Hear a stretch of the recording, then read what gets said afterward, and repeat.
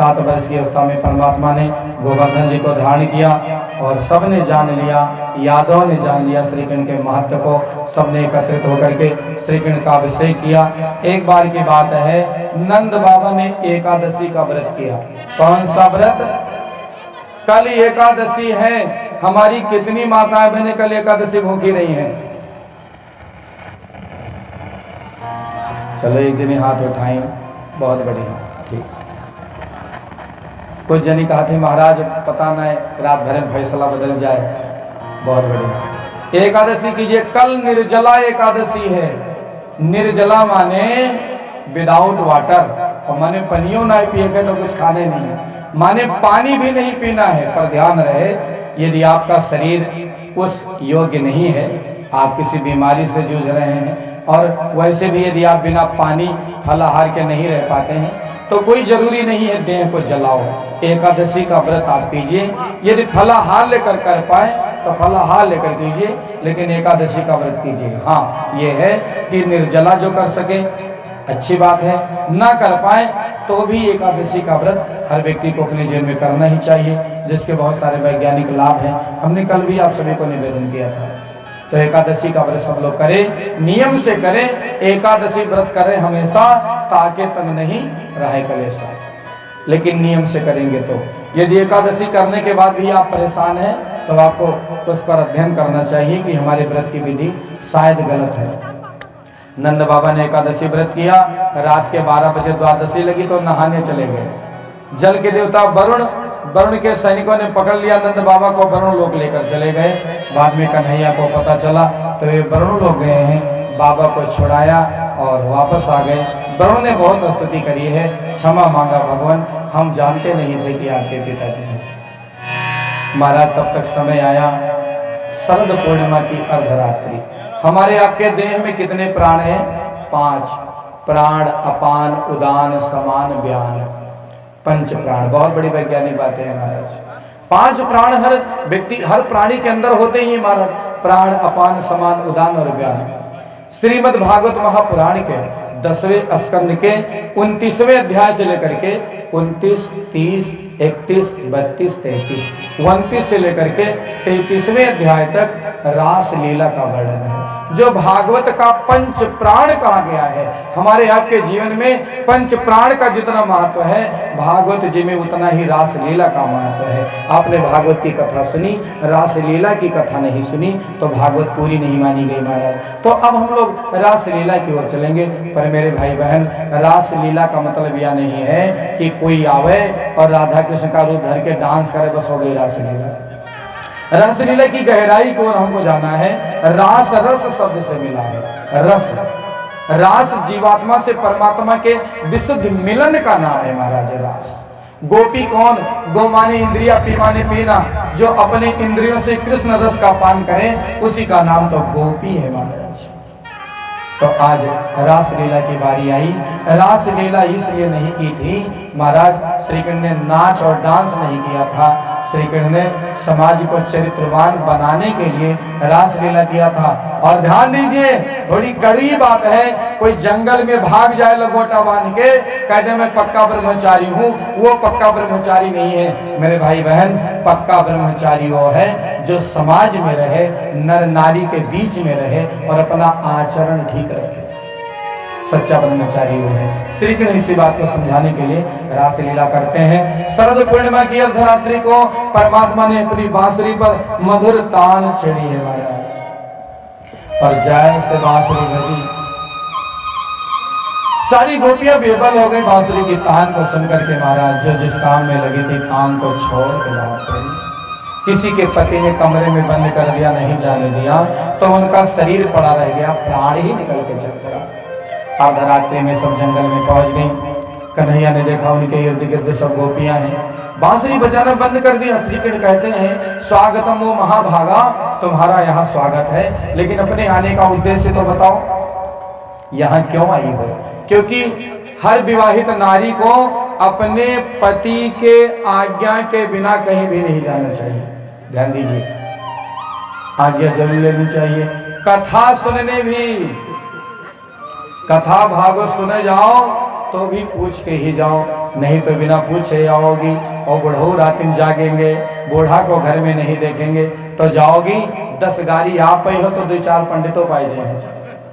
इसलिए पत्नी को चाहिए धर्म काम करें तो भी पति से पूछ करके ही। महाराज श्री कृष्ण कहते हैं नारी के लिए सबसे बड़ा देव पति है, इसलिए तुमको पूछ कराना चाहिए। चलो कोई बात नहीं, वन में आई हो, वन को देख लिया, घूम लिया, टहल लिया, तो अब घर जाओ। गोपियों ने कहा प्रभु परम पति प्राप्त हो गया है, हमें संसार में मत ढकेलो। बहुत प्रकार से श्री कृष्ण ने परीक्षाएं ली हैं, गोपियां परीक्षा में पास हो गई, तो श्री कृष्ण ने रास शुरू कर दिया। वो कहती है मैं नहीं आना चाहती थी, लेकिन आपके चितौन सरोज ने, आपके बांसुरी की तान ने हमारे अंतःकरण को खींच लिया।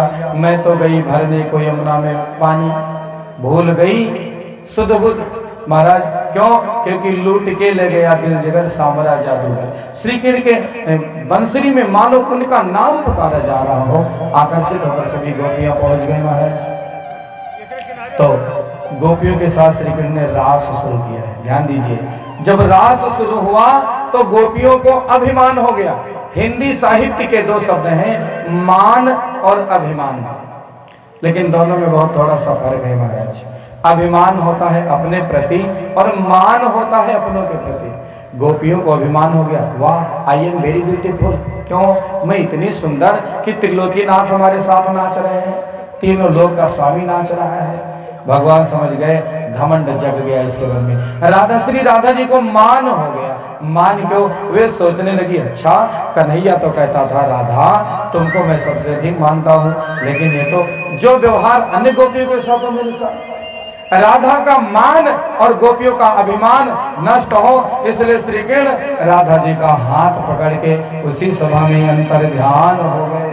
अंतर ध्यान हो गए तो गोपियां रोने लगी, हमने सुंदरता पर घमंड किया, इसलिए श्री कृष्ण हमको त्याग के चले गए। राधा जी का मान भी नष्ट हो गया, उनको एहसास हो गया कि हमारी मान्यता अधिक है। अब महाराज मान नष्ट हुआ तो अभिमान आ गया। राधा जी को भी ठुनकने लगी, अब मुझसे पैदल नहीं चला जाएगा, कोई चलने की व्यवस्था करो, पांव दुख रहा है। तो भगवान ने कहा खोपड़ी बैठ लो। मेरे सिर झुकाया, राधा जी ने पांव भी उठा दिया, और पांव उठाया तो भगवान अंतर ध्यान हो गए। तब तक सब गोपियां दौड़ के राधा जी के पास पहुंच गईं। सब रोने लगी कि हमने फोकट में अभिमान किया, श्री कृष्ण हमें प्राप्त हुए, हमसे छोड़कर चले गए। भागवत जी के 10वें स्कंद के 31वें अध्याय में आचार्य सुखदेव ने राजा परीक्षित को 19 श्लोकों में गोपी गीत का वर्णन किया है, जिसमें गोपियों के विरह व्यथा की चर्चा है। गोपियां कहती हैं प्रभु जयति तेधिकं जन्मन ब्रज श्रयति इंदिरा ससुरत दयति दृश्यता दीक्षुता त्वयिधृता सवा तां विचुवते सरदुदासे साधुजात सरसृजो दर श्रीम देखन सार्थ तो विश्व गुप्तये सख उदेवा सात्वतां कुले। गोपियों ने कहा प्रभु यदि आप दर्शन न देंगे तो हम अपने प्राण दे देंगे। भगवान समझ गए कि इनका सबका घमंड दूर हो गया। सब गोपियों ने प्राण देने का निश्चय किया। परमात्मा उन्हीं गोपियों के मध्य प्रकट हो गए। अब तो महाराज जितनी गोपी उतने कृष्ण, एक दूसरे का हाथ पकड़ा। सब गोपियां सोच रही हैं कि कन्हैया तो केवल मेरे पास ही महाराज। अब प्रभु ने महाराज प्रारंभ कर दिया है। एक ही भाव है क्या? गोकुल में देखो, वृंदावन में देखो जी, बंसी बाजे रे, श्याम संग राधा नाचे रे, श्याम संग राधा नाचे रे। गोकुल में देखो, वृंदावन में देखो जी, बंसी बाजे रे, श्याम संग राधा नाचे रे, श्याम संग राधा नाचे रे, श्याम संग राधा नाचे रे, श्याम संग राधा नाचे रे। बंसी बटी पर यमुना तट पर, कान्हा बंसी बजाए हो, बंसी बटे पर यमुना तट पर, कान्हा बंसी बजाए हो, गोपी बनकर शंकर आए, गोपेश्वर कहलाए हो, गोपी शंकर आए, गोपेश्वर कहलाए। रास शुरू हो गया, महारास शुरू हो गया, भोले बाबा आ गए, रास में घुसने लगे। एक गोपी ने डंडा लेकर रोक दिया, आए बाबा stop stop, no admission without permission. बाबा ने कहा मुझे तो जाना है। गोपी ने कहा जाना इतना जरूरी है तो जाओ सामने वाले सरोवर में डुबकी लगाओ। भोले बाबा ने जा करके जैसे सरोवर में डुबकी लगाया, भोले बाबा बाबा नहीं रहे, गोपी बन गए। तभी से शंकर जी का एक नाम पड़ गया, गोपेश्वर महादेव। बोले गोपेश्वर महादेव की जय हो। गोपी बनकर शंकर आए, गोपेश्वर कहलाए हो, गोपी बनकर शंकर आए, गोपेश्वर कहलाए। डम डम डम डम डम डम डम डम डम डम डम डम डम डम डम रूबाज, कान्हा की मुरली पे जग सर नाचे रे, श्याम संग राधा नाचे, श्याम संग राधा नाचे। हरि बोल ताली से सेवा करते हुए बोले रास बिहारी लाल की जय हो।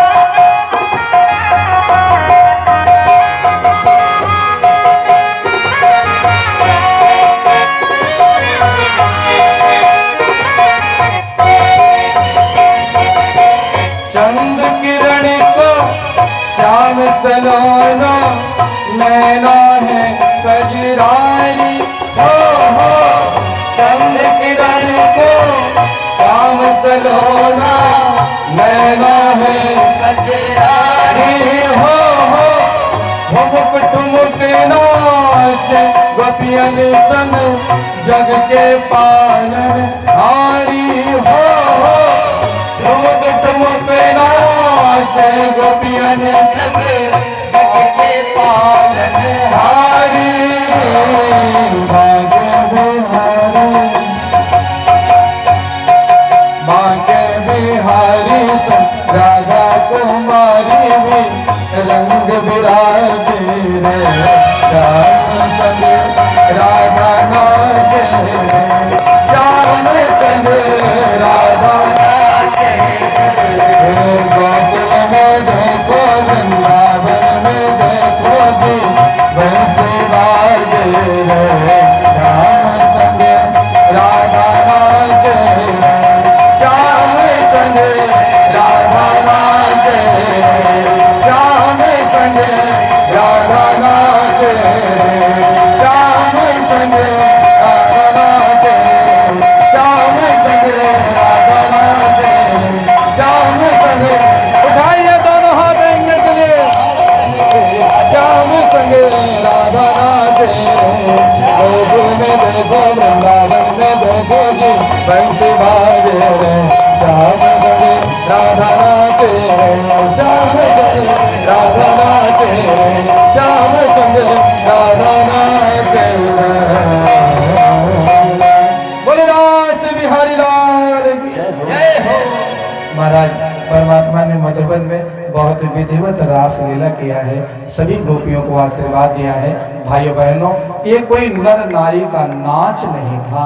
गोपी माने वेद वेदांत आरण्यक स्मृति उपनिषद के सभी मंत्र मूर्तिमान होकर मानव ब्रह्म वर्ण की प्रक्रिया को समझाने के लिए हम सभी को प्रेरित कर रहे हैं। उसी का नाम तो रास है। जीवात्मा से परमात्मा के विशुद्ध मिलन का नाम रास है। महाराज रास हुआ है, कंस की पीड़ा बढ़ी तो सुदर्शन और शंखचूड़ नामक दैत्य को भेजा।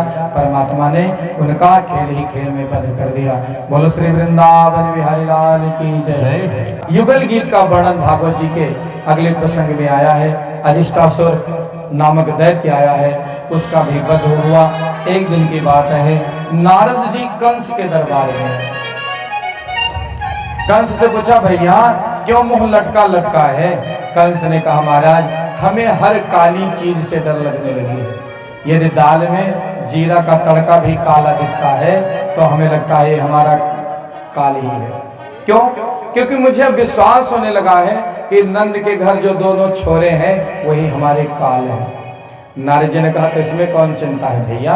तुमको शंकर भगवान ने जो धनुष दिया था, कहा था कि नारायण के सिवा कोई तोड़ नहीं सकता, जो तोड़ देगा तुम्हें छोड़ नहीं सकता। तो तुम धनुष यज्ञ का आयोजन करो और धनुष को सजवा दो द्वार के बाहर। और यदि आकर के वे दोनों धनुष को तोड़ देते हैं तो बात पक्की हो जाएगी कि वो तुम्हारे काल है। फिर वही अपने पहलवानों को लगा देना, वही उनको मार डालेंगे, आप बच जाओगे। हाँ ठीक है महाराज। और धनुष यज्ञ देखने के बहाने उनको बुलवा लो। नारद जी बता के इधर गए और उधर जाकर के भगवान श्री कृष्ण से नारद जी ने कहा, महाराज कंस के पापों का घड़ा भर गया है, अब उसकी छुट्टी करो जल्दी। इधर कंस ने अक्रूर जी को बुलाया। अक्रूर जी के बारे में कल हमने निवेदन किया था आप सभी को, उनके वंश परंपरा के बारे में। अक्रूर जी को बुलाया और जाने का आग्रह किया। नहीं जाना चाहते हैं तो भी राजा आज्ञा को अस्वीकार न कर सके। उन्होंने सोचा कि चलो इसी बहाने ब्रज का दर्शन होगा। महाराज रथ पे सवार होकर अक्रूर जी चले हैं और उन सभी क्षेत्रों का दर्शन किया है जहां परमात्मा ने बहुत सारी लीलाएं की थी। कई दैत्यों का वध किया था, रास लीला करी थी, युगल गीत हुआ था, महाराज वेणु गीत हुआ था। देखते देखते अक्रूर जी ब्रज यात्रा करते हुए सायंकाल वेला में श्री नंद बाबा के घर पहुंच गए। बड़ा स्वागत सत्कार हुआ है। नंद बाबा और अक्रूर जी बचपन के मित्र हैं। खूब लिपट करके एक दूसरे का हालचाल जाना पूछा है। बाद में श्री कृष्ण और बलराम जी आए हैं, कहा है काका जी प्रणाम, स्वागत सत्कार हुआ। रात्रि में पांव दबाने लगे। अक्रूर जी ने आने का अपना उद्देश्य बताया है। महाराज हम इस उद्देश्य से आए हैं, कंस ने धनुष यज्ञ देखने को भेजा है। जैसे दोनों भैया ने सुना बड़े उत्सुक हो गए। आचार्य सुखदेव कहते हैं, परीक्षित आज परमात्मा श्री कृष्ण 11 वर्ष 56 दिन के हो गए हैं। कभी भी बाहर नहीं गए थे, माँ को छोड़कर कभी नहीं गए थे। आज प्रथम बार माँ से इतनी दूर जाने की बात आई। सवेरा मैंने प्रार्थना किया है, माँ मैं मामा के घर जाऊंगा। माँ ने कहा नहीं लाला, वो वहाँ के लोग बड़े दुष्ट हैं, मैं तुमको नहीं जाने दूंगी। तो कन्हैया ने कहा आज जाने दो, कल धनुष यज्ञ देखूंगा, परसों चले आऊंगा। संतान के किसी किसी आग्रह पर माता पिता की इच्छा ना होने के बावजूद भी झुक जाना ही पड़ता है। मैया ने कहा ठीक है लाला, अपनी माँ को भूल मत जाना। तैयारी हो गई। कई ग्वालों वालों को पता चल गया, वे सभी तैयार हो गए। कुछ को समझा दिया, कुछ नहीं माने तो साथ में चलने को तैयार हो गए। श्री राधा जी आ गई, वे बोली मैं भी चलूंगी। श्री कृष्ण ने कहा राधिका तो ठहर यहीं, मैं आज जाऊंगा, कल धनुष यज्ञ देखूंगा, परसों आ जाऊंगा। और हम में तुम में फर्क कहाँ है? श्याम ही राधा है, राधा ही श्याम है। समझाकर ढांढस बंधाकर दोनों भैया रथ में सवार हुए। रथ आगे बढ़ा महाराज। नंद बाबा के साथ कुछ ग्वाल बाल भी चले। रास्ते में क्रूर जी ने कहा लाओ यमुना जी में स्नान करने। जैसे स्नान किया, भागवत जी में लिखा है गायत्री मंत्र का पाठ किया। तो गायत्री मंत्र के पाठ करने पर परमात्मा का वही रूप अक्रूर जी को जल के भीतर दिखा जो उनके रथ पर सवार है। अक्रूर जी को भरोसा हो गया ये तो साक्षात परमात्मा ही है। अब कंस के पापों का घड़ा भर गया, अब उसका विध्वंस हो जाएगा। रथ पर बैठे चल पड़े। मथुरा के निकट पहुंचे, एक बगीचा में रथ रोक दिया। अक्रूर जी ने कहा कि कन्हैया मेरे घर चलो।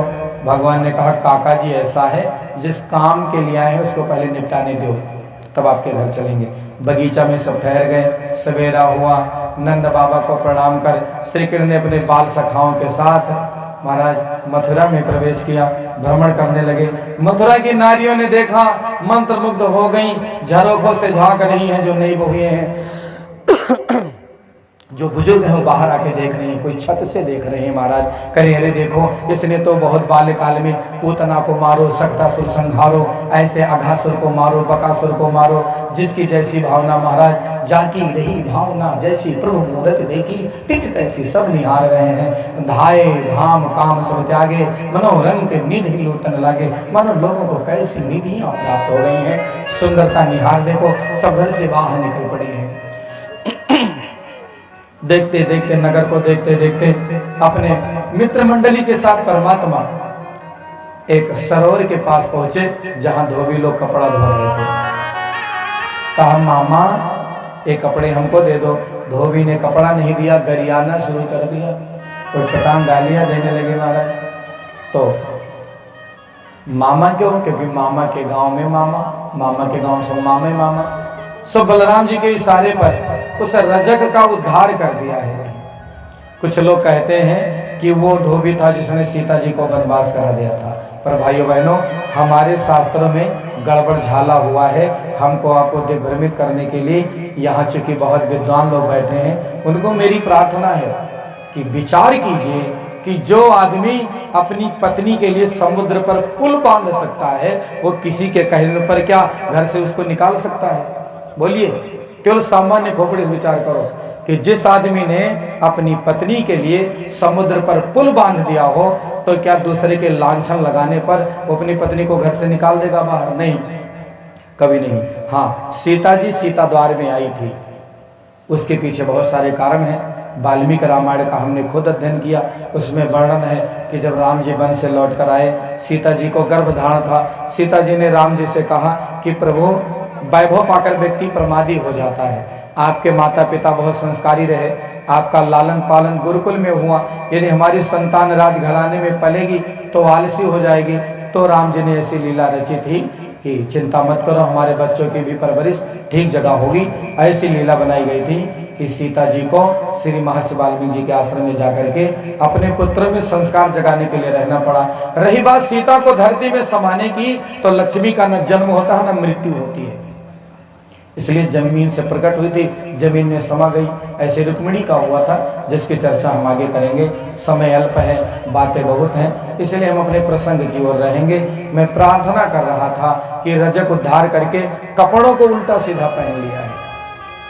जामा को पैजामा, पैजामा को जामा बना करके उल्टे सीधे श्रृंगार करके चले। रास्ते में एक दर्जी आ गया। दर्जी ने कहा भैया कहो तो सबके कपड़े काट छांट के साइज के कर दे। भगवान ने कहा कर दो, सबके कपड़े साइज के कर दिए, जो बचा गरीबों में बांट दिया। भैया भारत देश में जितने भी मुसलमान हैं इसमें एक भी मुसलमान नहीं है, सब हिंदू हैं। मुगल शासक भारत में आए, नाऊ को पकड़ लिया, कहा धर्म बदल नहीं तो तुझको मार डालूंगा। नाऊ ने कहा धर्म बदलूंगा तो बच्चे भूखे मर जाएंगे, बाल काटता हूँ। मुसलमानों ने कहा बच्चा तुमको मैं धर्म बदलने को कह रहा हूँ, धंधा नहीं। तो धर्म बदल लिए, मुसलमान यहाँ ना हो गए। दर्जी को पकड़ा, मुसलमान बन जा नहीं तो मार डालूंगा। उसने कहा बच्चे भूखे मर जाएंगे, धंधा बंद हो जाएगा।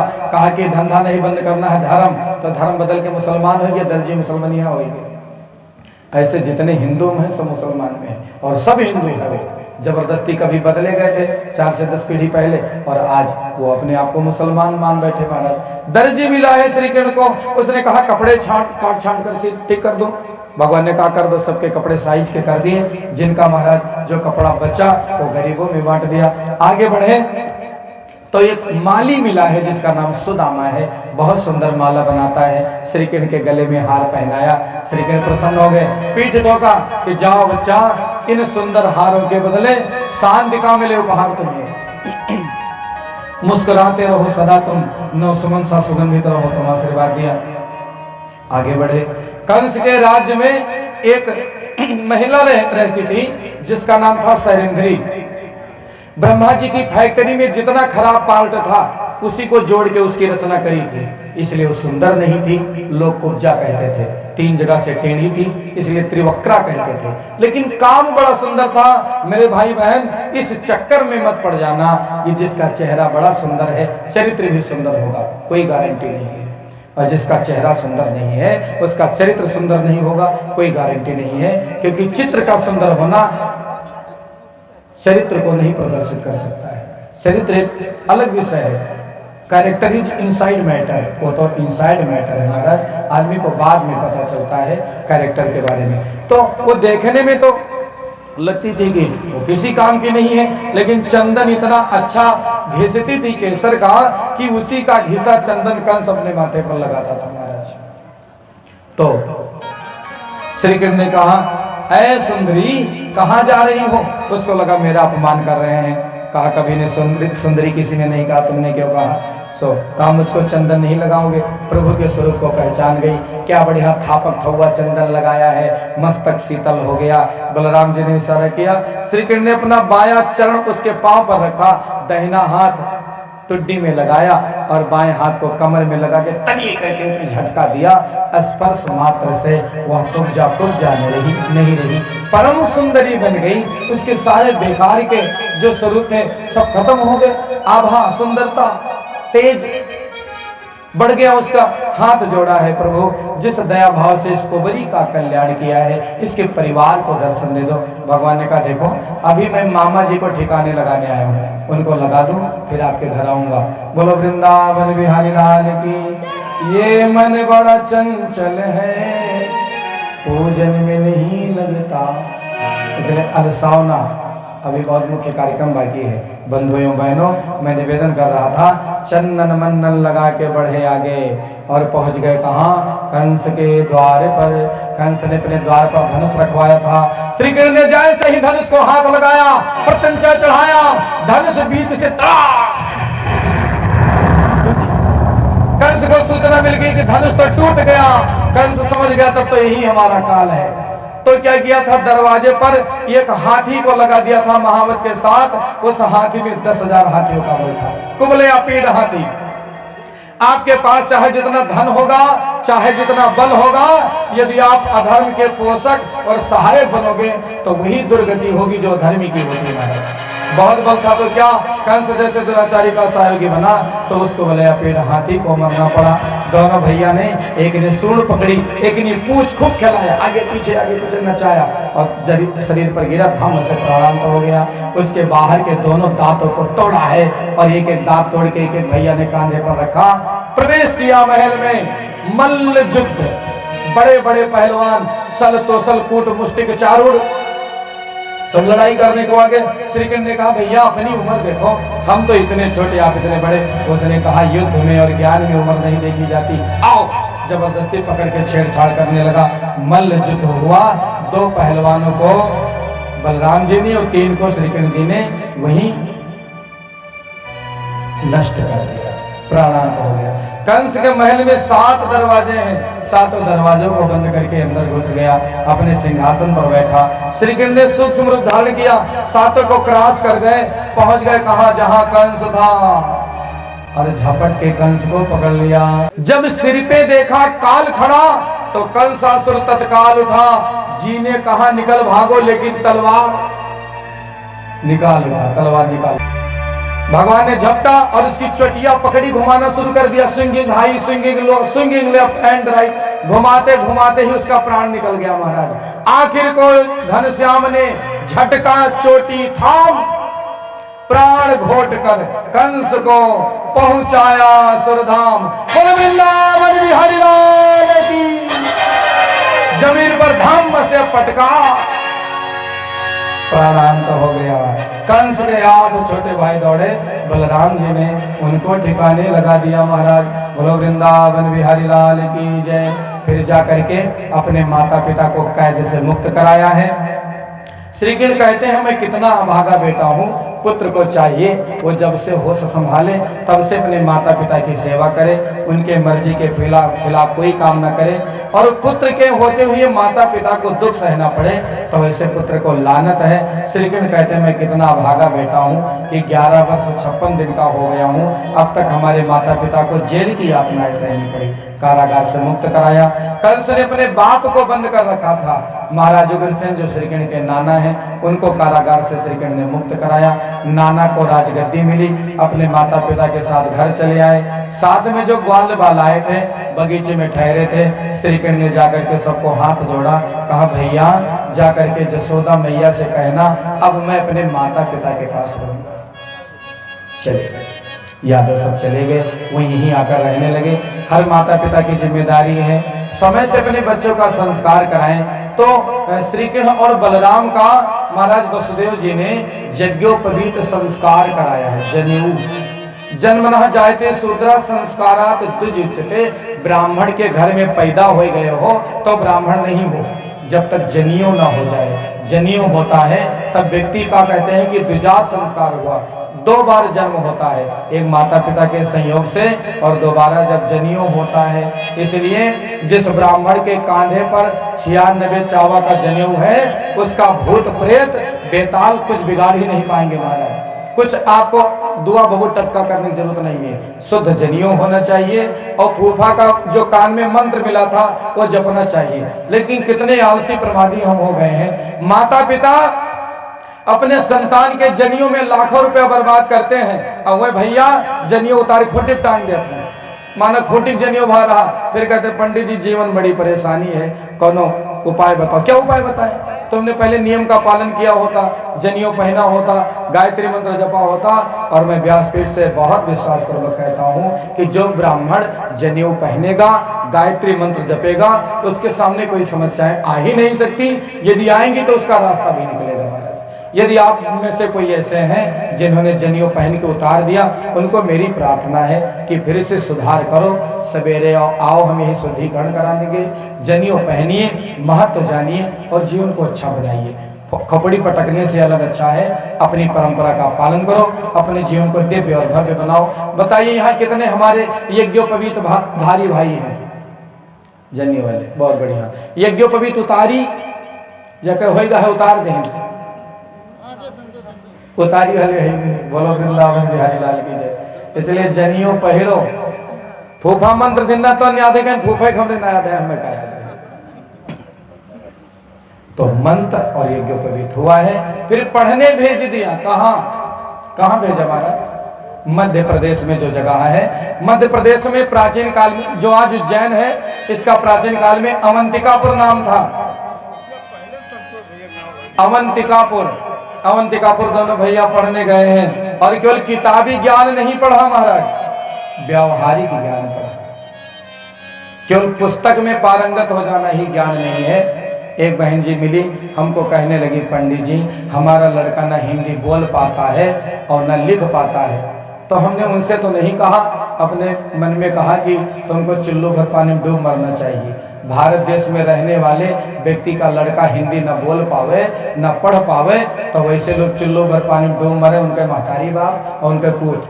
भगवान करे आपके बच्चे पढ़ लिख कर अंग्रेज बन जाए, लेकिन अपनी मातृभाषा न जाने। वो good morning, good evening, good afternoon, good night, good fight करें, लेकिन कम से कम प्रणाम करना भी जाने।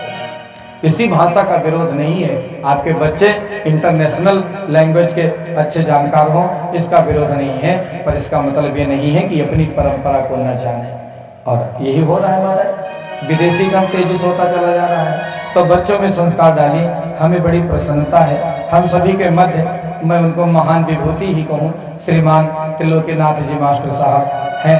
आप एक अध्यापक होते हुए भी आपके पास सदाचार शिष्टाचार सुनकर मुझे बड़ी प्रसन्नता हुई और मेरा अंतर्मन कहता है यदि शिक्षा विभाग से जुड़े हुए हर लोग ऐसे हो जाएं तो विद्यालय से केवल एक पुस्तकीय ज्ञान का विद्यार्थी नहीं निकलेगा महाराज, वहां से सदाचारी, संस्कारी और अच्छा विद्वान महापुरुष निकलेगा। क्योंकि अध्यापक हैं युग निर्माता, छात्र राष्ट्र के भाग्य विधाता। दोनों भैया पढ़ने गए हैं, कभी समय में सभी विद्याओं में पारंगत हो गए। पढ़ लिख कर वापसी आने की बात आई, गुरु जी से कहा कि गुरुदेव हम आपको गुरु दक्षिणा देना चाहते हैं। गुरु जी ने कहा बेटा हमें कुछ नहीं चाहिए, माता से पूछ लो। गुरु माता से पूछा तो मैया ने कहा हमारा एक ही बेटा है जिसको शंकासुर नामक दैत्य हर ले गए। को ला दो। श्री कृष्ण और बलराम दोनों भैया गए हैं, शंकासुर का वध कर दिया। बाद में पता चला कि वह पुत्र उनका संयमनीपुरी है। संयमनीपुरी जाकर के गुरु पुत्र को लिया है, ला करके गुरु माता को दिया। वहीं सुदामा नाम के पंडित जी मिले हैं, साथ में पढ़ाई लिखाई हुई, विदाई हुई। परमात्मा ने कहा कि भैया पंडित जी जीवन में मौका मिले तो हमारी नगरी को आना। गए और बहुत बृहद चर्चा जिसकी हम कल करेंगे, सुदामा चरित्र की कथा कल होगी। महाराज पढ़ के विद्या जब वापस आए, श्री कृष्ण हमेशा रोते रहते। एक दिन मैया ने जाकर के वसुदेव जी से कहा कि लाला जब से पढ़ के आया है तब से रोता रहता है। जिन माता पिता के साथ बच्चे का बचपन न बीता हो, भला स्वभाव के बारे में क्या जाने, विचार कर रहे थे। तब तक देवगुरु बृहस्पति के परम लाडले ज्ञानी शिष्य उद्धव जी का आगमन हो गया। वसुदेव जी ने उद्धव जी से कहा कि जाओ अपने मित्र श्री कृष्ण को समझाओ, आए हैं। पूछा कि आप क्यों रो रहे हो? तो श्री कृष्ण ने कहा वो उद्धव मोहि ब्रज विसरत नहीं। मैंने यशोदा मैया को कहा था माँ मैं परसों आ जाऊंगा, बरसों बीत गए। जो माँ मुझको बिना खिलाए पिलाए कुछ खाती पीती नहीं थी, आज मैं भला उसके साथ कितने बड़े धोखेबाज सिद्ध हो गया। श्री राधा को कहकर आया था परसों आऊंगा, गया नहीं। मैं इतना याद कर रहा हूँ, वे लोग भी मुझे याद कर रहे होंगे। उद्धव हंसने लगे, वाह त्रिलोकी नाथ को याद आने लगी जगत की, उन मूढ़ों की, गंवारों की। भगवान ने कहा वाह उद्धव, जिन गोपियों ने इस त्रिलोकी नाथ को नचा दिया तुम उनको मूढ़ गंवार समझते हो? भैया एक बार चले जाओ, उनको समझा दो और कह दो कि कन्हैया हम निर्गुण निराकार की उपासना करो, उसको भूल जाओ। उद्धव ने कहा उन मूर्खों के बीच में मैं नहीं जाऊंगा। श्री कृष्ण ने कहा तुम हमारे मित्र हो, मित्र का हवाला देता हूं, जाके लौट आना। ठीक है, 2-4 घड़ी से अधिक नहीं रहूंगा। उद्धव जी गए और महाराज फिर बहुत निवेदन किया है। जसोदा मैया को देखा, गोपियों को देखा, राधा जी को देखा, किसी के ऊपर कोई प्रभाव उनका नहीं हुआ। उनके ज्ञान, उनके प्रेम भक्ति के आगे उद्धव के ज्ञान की डुगडुगी बज गई। महाराज 7 महीने बाद गोपियों के चरण रज को माथे से लगा कर आए हैं। भगवान ने कहा ओ भैया 2-4 घड़ी में आने वाले थे, 7 महीना बिता दिया। उद्धव ने कहा तुम बड़े हृदयहीन हो। मैया की दुर्दशा, गोपियों की दुर्दशा हमें देखी नहीं गई। भगवान ने कहा आंखें बंद करो। उद्धव ने जैसे आंखें बंद करी, कहा खोलो। आंख खोली तो देखा सारा गोप समाज वहीं खड़ा, राधा जी, नंद बाबा, जसोदा मैया। उद्धव ने कहा ये क्या है? भगवान ने कहा हमसे कुछ अलग नहीं, केवल तुम्हारे ज्ञान के घमंड का आवरण हट जाए, इसलिए इसी लीला रची गई। कंस की 2 पत्नियां थी, एक का नाम अस्ति, दूसरे का नाम प्राप्ति। जब कंस मारा गया तो उसकी पत्नी अपने मायके चली गई। कंस के ससुर का नाम जरासंध। जरासंध ने जब सुना कि कृष्ण ने हमारे दामाद को मारा है तो उसने 1 बार नहीं, 2 बार नहीं, 3 बार नहीं, 10 बार नहीं, 15 बार नहीं, 17 बार 24 अक्षौहिणी सेना के साथ मथुरा जी पर आक्रमण किया और 17 बार पराजित रहा। 18वीं बार उसने 11,000 पंडितों को अपने घर में बैठाया, कहा माला जपो, अगर इस बार मैं जीत गया तो इतनी दक्षिणा दूंगा, नाती पोता बैठे खाएंगे, और अगर हार गया तो सूली टंगवा दूंगा। पंडितों ने सोचा कुछ ही दिन जान बचे, माला नहीं जपेंगे तो आजे मारे जाएंगे, माला लेकर बैठे रहेंगे तो कुछ दिन बच जाएंगे। माला लेकर बैठे, जाप नहीं कर रहे हैं, कहते हैं हे भगवान बचाए लो, हे भगवान बचाए लो, हे भगवान बचाए लो। 17 बार हराया था, 18 बार कौन बड़ी बात थी। अपना मान भले टल जाए, भक्त का मान टलते देखा, प्रभु को नियम बदलते देखा। भगवान ने कहा भले ही दुनिया हमको कायर कहे, रण छोड़ कहे, लेकिन मैं अपने भक्तों की रक्षा करूंगा।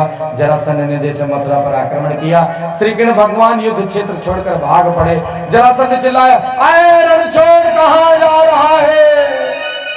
भागे, पर्वत की खोह में छुप गए। जरासंध ने उसमें आग लगवा दी। महाराज इधर आग लगे, उससे पूर्व भगवान गुजरात पहुंच गए। गुजरात में भगवान की रणछोड़ मंदिर है। फिर समुद्र के अंदर भगवान ने 48 कोस में एक पुरी का निर्माण कर दिया, जिसका नाम द्वारिकापुरी। 48 तिया 144 किलोमीटर में एक पुरी का निर्माण किया है महाराज, जिसका नाम द्वारिकापुरी। अपने सभी पारिवारिक सदस्यों को उठाकर वहीं शिफ्ट कर दिया। कहाँ? द्वारिकापुरी में। और यहाँ जरासंध ने आग लगवा दी। जरासंध समझा वाह पंडितों की माला का कमाल, इस बार तो देखो दुश्मन हमारा मर गया। राजा मुचकुंद को बहाना बना करके महाराज कालियन दैत्य का वध किया है। बड़े भैया बलराम जी का विवाह रैवत नरेश की पुत्री रेवती के साथ हुआ महाराज। विदर्भ देश के एक राजा है जिनका नाम है भीष्मक। राजा भीष्मक के 5 पुत्र हैं। कितने पुत्र? 5 पुत्र, लेकिन पुत्री नहीं है, पुत्री भी होना जरूरी है महाराज। बेटा धन है तो बिटिया धर्म है, इसलिए क्योंकि कंजूस से कंजूस आदमी अपनी बिटिया होगी तो कम से कम रक्षाबंधन या कोई पर्व पर आएगी तो 10, 50, 100, 50 निकाल के देगा, इसी बहाने दान हो जाएगा। इसलिए भी बेटी होना जरूरी है। बेटा बेटी में भेद करे समझो उसकी मत खोटी है। सच्चे अर्थों में देखें तो बेटे से बढ़कर बेटी है। बेटियां बेटों से किसी मामले में कम नहीं महाराज। और बेटियों को अपने माता पिता की जितनी परवाह होती है बेटों को कदाचित होगी। और आज बेटियां किस मामले में आगे नहीं महाराज? बेटियां भी तो आगे बढ़ रही हैं। अरे डॉक्टर बिटिया बन जाए, मास्टर बिटिया बन जाए, इंजीनियर बिटिया बन जाए, पुलिस बिटिया बन जाए, हवाई जहाज बिटिया उड़ावे, मारुति कार बिटिया चलावे, स्कूटर बिटिया चलावे, तम्बाकू आज की बिटिया खाएं। गंगापुर वाली नहीं खाती हैं केवल, दूसरे गाँव वाली बहुत खाती हैं। बोलो भागवत भगवान की जय। तो बेटियां भी अच्छा काम करती है महाराज। बेटा है बेटी भी होनी चाहिए। 5 बेटे हैं, रुक्मी, रुक्मरथ, रुक्मबाहु, रुक्मकेश और रुक्माली। बेटी एक भी नहीं। और देखिए लक्ष्मी का कभी भी गर्भ से जन्म नहीं होता। जब नारायण राम रूप में आए तो लक्ष्मी सीता रूप में आई, जमीन से प्रकट भई। जब नारायण कृष्ण रूप में आए तो लक्ष्मी रुक्मिणी रूप में आई। कहाँ प्रकट भई? राजा भीष्मक बहुत प्रार्थना करते हैं, भगवान एक बेटी भी हो जाए, एक बेटी भी हो जाए महाराज। और बाप बेटी का रिश्ता बहुत पवित्र होता है महाराज। एक दिन सवेरे सवेरे राजा भीष्मक यमुना जी के निकट गए थे स्नान करने, तो देखा कमल पुष्प के लता पत्राओं में लिपटी हुई नदी के किनारे कन्या मिल गई। लक्ष्मी जी है महाराज। उठाया, प्रसन्न हो गए, धन्य भगवान। 5 लड़के रहे, बिटिया ये को नहीं, अब परिवार पूरा हुआ। बिटिया को लेकर घर आए, रानी से बोले देखो अब तो कन्या के बाप बन गए हम, एक बेटी भी हो गई महाराज। बिटिया बड़ी होने लगी। पिताजी जहां कहीं सत्संग में जाते बेटी को साथ में लेकर जाते। मैं इसीलिए तो लोगों को प्रार्थना करता हूं कि जब आप पूजा पाठ करें तो अपने संतान को दिखा के करिए, क्योंकि मम्मी पूजा कर रही हैं, बच्चा देखेगा तो उसको लगेगा हमें भी पूजा करना चाहिए। लेकिन मम्मी कहती है कि मोबाइल ले लो, कार्टून ताको, हमारे दिमाग में चाटो। जितनी देर पूजा करी है लड़का कार्टून घुसा दी है, इसलिए सबके लड़का कार्टून हो जाता देखा देखा। कार्टून से बचाओ बच्चों।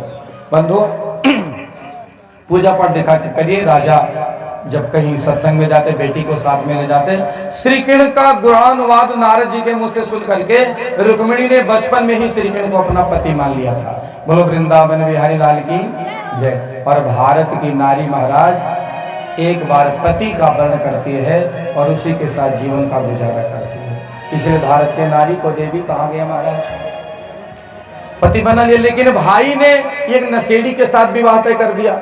जवान भाई बाप का कहा न माने, और 10 रुपया शराबी, जिनके पति शराबी हैं, नशेड़ी हैं, उन बहनों के जीवन की क्या दुर्दशा होती है। मुझे बड़ी तकलीफ होती है महाराज। धुत नशे में जो रहता है आफत खड़े रोज करता है। पिटती पत्नी, बिकते जेवर, छोड़ शराबी, अपने तेवर, नशा नाश की जड़ है भाई, इसका फल अतिशय दुखदायी। नारी के लिए पति परमेश्वर है, पैर छुओ, लेकिन दारू शराब पिए तो झाड़ू से मारो। अगर नशेड़ी होए तो उसकी पूजा आरती न करो। और सुनो दारू पीने वाले, जब प्यार करोगे दारू से तो मेहरारू मारी झाड़ू से। झाड़ू जूता चप्पल से सेवा हो तो दिमाग शुद्ध रहे। नशेड़ी से विवाह तय कर दिया। बिटिया को बड़ा तकलीफ रहने लगा। जा करके अपने भाभी से कहा कि हम तो श्रीकृष्ण को अपना पति मान चुके हैं, भैया ने नशेड़ी से विवाह तय कर दिया। भाभीियों ने कहा चिंता मत करो, एक पत्र लिखो, हमारे पंडित जी आएंगे कुंडनपुर वाले, उनको दो। श्रीकृष्ण को पत्र लिखा है रुक्मिणी ने, पंडित जी आए, दिया पत्र। रुक्मिणी ने कहा बाबा आप मेरे पिता तुल्य हैं, मेरे भाइयों ने गलत जगह विवाह तय कर दिया है, ये पत्र श्रीकृष्ण के पास पहुंचा दो। पंडित जी ने पत्र लिया है और द्वारिकापुरी पहुंच गए, द्वारपालों से सूचना बताई, अंतःपुर में गए। श्रीकृष्ण ने प्रणाम किया है, अभिवादन किया है, स्वागत किया है, और जब आने का कारण पूछा पंडित जी ने पत्र दिया। पत्र को आदि से अंत तक परमात्मा नहीं पढ़ सके, आंखों से इतने अस्त्र प्रपात हुए हैं। उन्होंने कहा पंडित जी रुक्मिणी को यही कहना कि उसको जब अधिक मुसीबत लगे दाहिना हाथ उठाए, मैं वही उसकी रक्षा करूंगा। तुरंत रथ तैयार किया, बैठे, बगल में पंडित जी को बैठाया और रथ को आगे बढ़ाया। बलराम जी ने पूछा सैनिकों से वो कहाँ गया है? बोले पता नहीं, लेकिन एक चिट्ठी आई थी और कुछ ऐसा कुछ लिखा था। बलराम जी ने तुरंत सेना तैयार की, वो भी पीछे चल दिए। ये छोटा न जाने क्या बकद्दर कर दे, तो साथ में चलना जरूरी है। पहुंचे।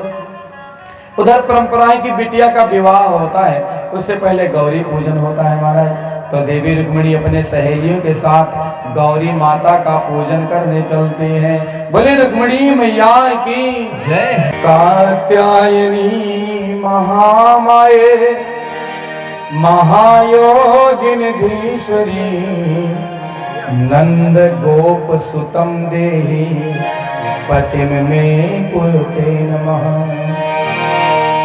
आओ मेरी सखियों मुझे मेहंदी लगा दो। रुक्मिणी कह रही है ऐसे बर को क्या बरू, जो बरू और मर जाए। बरिए श्री गिरधर लाल को चुड़लो अमर हुई जाए।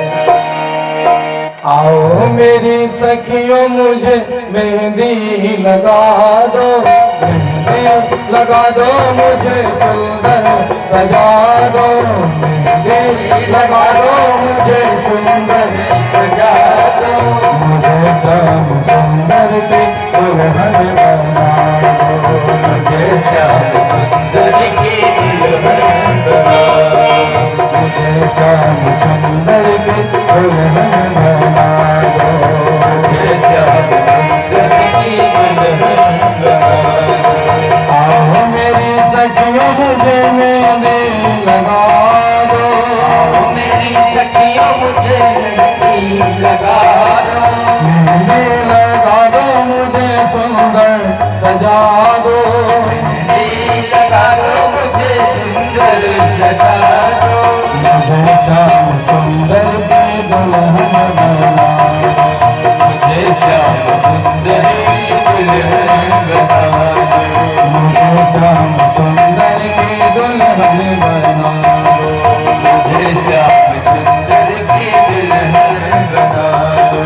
ऐसे पहन चूड़ी की कब होना छोड़े, ऐसे पहन सब गाइए कब होना छोड़े, ऐसे रचो मेहंदी जो कब होना छोड़े, ऐसे रचो मेहंदी जो कब होना छोड़े, ऐसे चूड़ी जो कब होना छोड़े, ऐसे पहन चूड़ी जो कब होना छोड़े, ऐसे रचो मेहंदी जो कब होना छोड़े, ऐसे रचो मेहंदी जो कब होना छोड़े, ऐसे पहन चूड़ी जो कब होना छोड़े, ऐसे पहन चूड़ी जो कब होना छोड़े, ऐसे रचो मेहंदी जो कब होना छोड़े, ऐसे रचो मेहंदी जो कब होना छोड़े।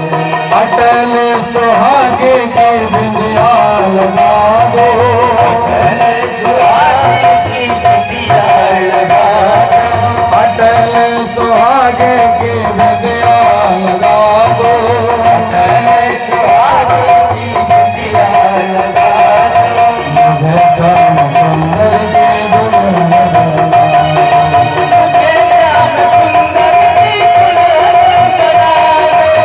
हरि बोल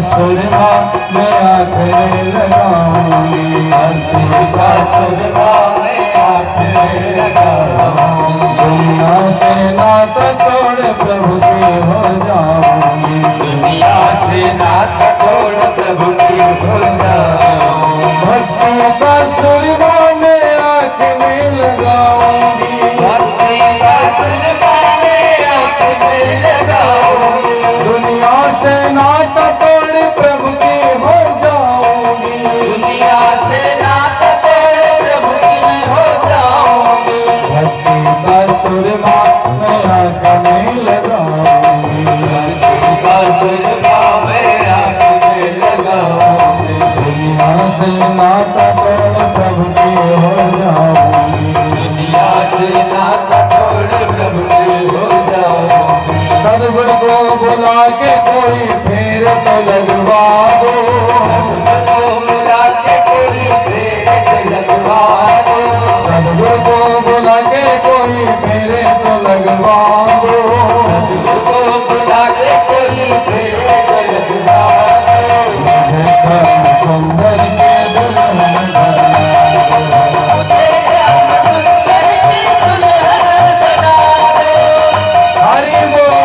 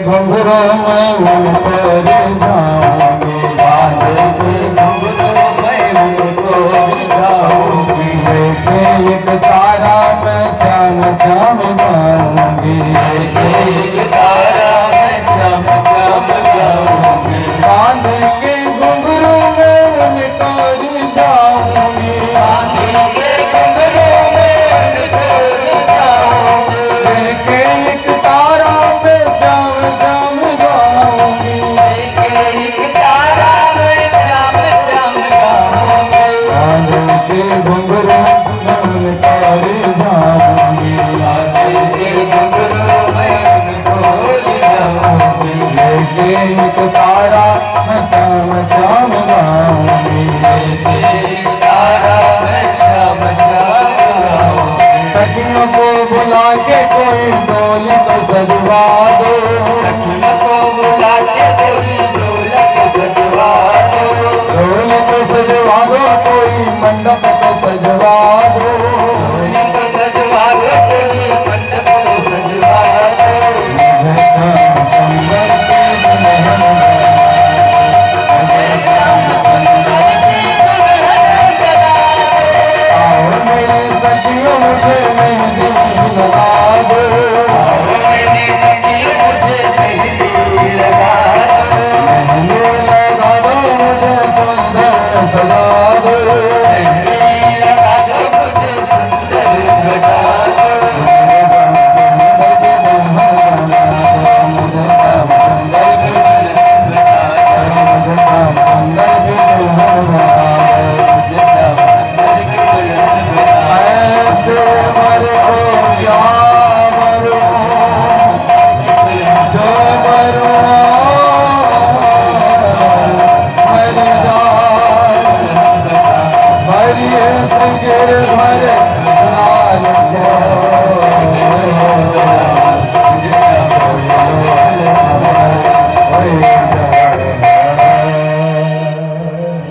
देवी रुक्मिणी ने जाकर के महाराज विधिवत पूजन किया है, स्वयंवर नाम का है, बाकी डांट रखा है शिषपाल ने।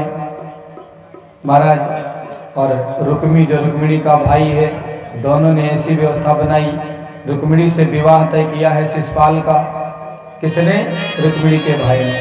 इसलिए 20,000 सैनिक लेकर शिशुपाल आया है। 20,000 सैनिक रुक्मिणी के। कहा वो बचपन का चोर है, उससे सावधान रहना, न जाने किस रूप में आ जाए। सैनिक सब अपनी ड्यूटी में लगे हुए हैं। रुक्मिणी देवी ने जाकर पूजा की, भगवान को लाया जाए। कृष्ण कन्हैया को बुलाइए। पूजा करके जय से रुक्मिणी लौटी, रथ आ गया। भगवान ने उतारा पंडित जी को, जाओ रुक्मिणी को कह दो हाथ उठाएगी। जय से रथ पहुंचा। परमात्मा की सुंदरता के आगे सब मंत्रमुग्ध हो गए। सैनिक तो अपनी ड्यूटी भूल गए महाराज। रुक्मिणी के पास पहुंचे, रुक्मिणी ने हाथ उठाया, गोविंद ने पकड़ के हाथ रथ में बैठाया और रथ को दौड़ाया। एक ही भाव है क्या? मुझे श्याम सुंदर के दुल्हन बना दो, मुझे श्याम सुंदर के दुल्हन बना दो, मुझे श्याम सुंदर के दुल्हन बना दो, मुझे श्याम सुंदर के दुल्हन बना दो। आओ मेरी सखी मुझे मेहंदी लगा दो, आओ मेरी सखी मुझे मेहंदी लगा दो, मेहंदी लगा दो मुझे सुंदर सजा दो, मेहंदी लगा दो मुझे सुंदर सजा दो, मुझे श्याम सुंदर के दुल्हन बना दो।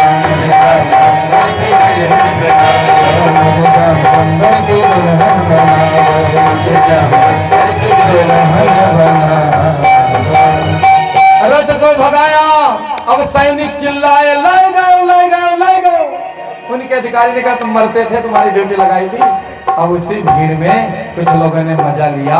भीड़ लगी हो तो यही मत समझना सब हमारे समर्थक हैं। कुछ तो महाराज शिशुपाल और रुक्मिणी के विरोधी थे, तो आधे चिल्ला रहे ले गए ले गए ले गए, बोले वो कन्हैया चोर रुक्मिणी को ले गए। और आधे उसे चिल्ला रहे रह गए रह गए रह गए। कौन रह गए? बोले शिशुपाल रह गए, वो कन्हैया ले गए। रुक्मिणी दौड़ लगाया, या तो बहन को लाऊंगा या मुंह यहाँ न दिखलाऊंगा। बढ़े तो बलराम जी ने पकड़ लिया, मारने चले, प्राण ले लूंगा। रुक्मिणी जी ने अपने आंचल का आड़ करके कहा दादाजी इसको मत मारना। क्यों? क्योंकि ये मेरा भैया है। अब बताओ तो कि विवाह में दुल्हन के भाई का क्या काम होता है? बोलो माता बहन। हाँ बड़े। एक जनी कहीं चबेना डाला था, लावा डालते हैं। कौन? भाई डालता है। रुक्मिणी ने कहा लावा कौन डालेगा, इसको मत मारो, छोड़ दिया। रुक्मिणी रास्ते में ही रुक गया। देवी रुक्मिणी पहुंच गई कहाँ? द्वारिकापुरी। द्वारिकापुरी में जाते ही घर घर आनंद उछाह हुआ। वैदिक विधान से नियम सहित रुक्मिणी कृष्ण का ब्याह हुआ।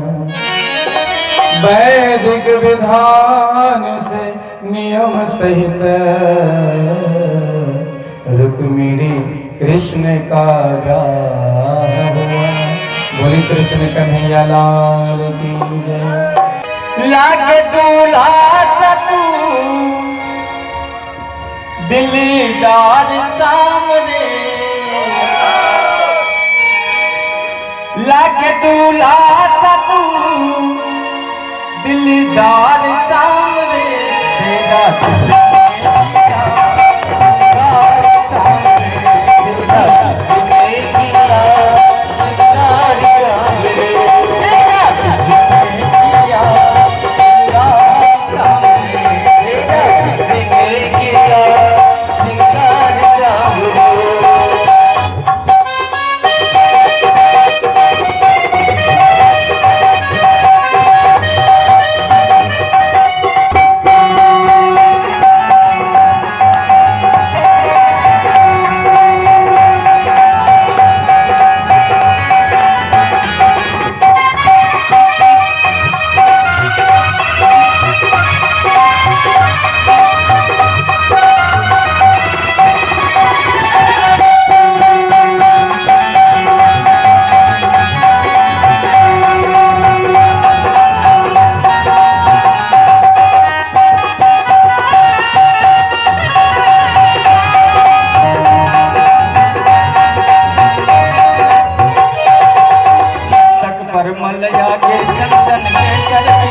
गाया, हस्तक पर मलिया गिर चंदन के सर तिलक लगाया, मोर मुकुट कानों में कुंडल इत्र बहुत बरसाया, मोर मुकुट कानों में कुंडल मैंने मन को भाया।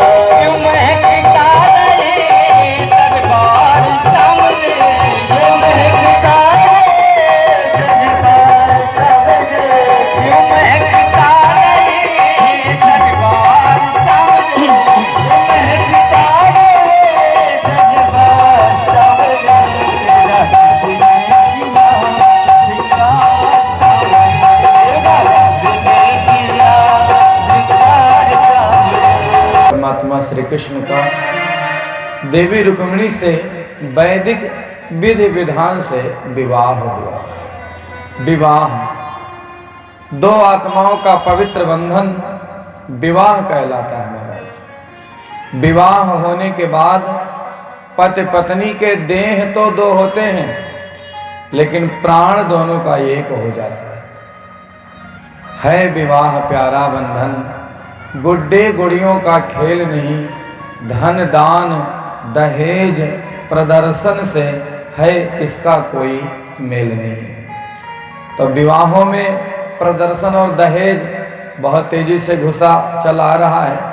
ये मानव जीवन को शर्मसार करने वाली बात है, क्योंकि यहाँ बहुत समझदार लोग बैठे हुए हैं। इसलिए मेरी प्रार्थना है कि जब भाई बिटिया के विवाह में आदमी स्वतंत्र नहीं होता है, लड़के के हिसाब से चलना पड़ता है, लेकिन लड़का के विवाह में आप स्वतंत्र होते हैं।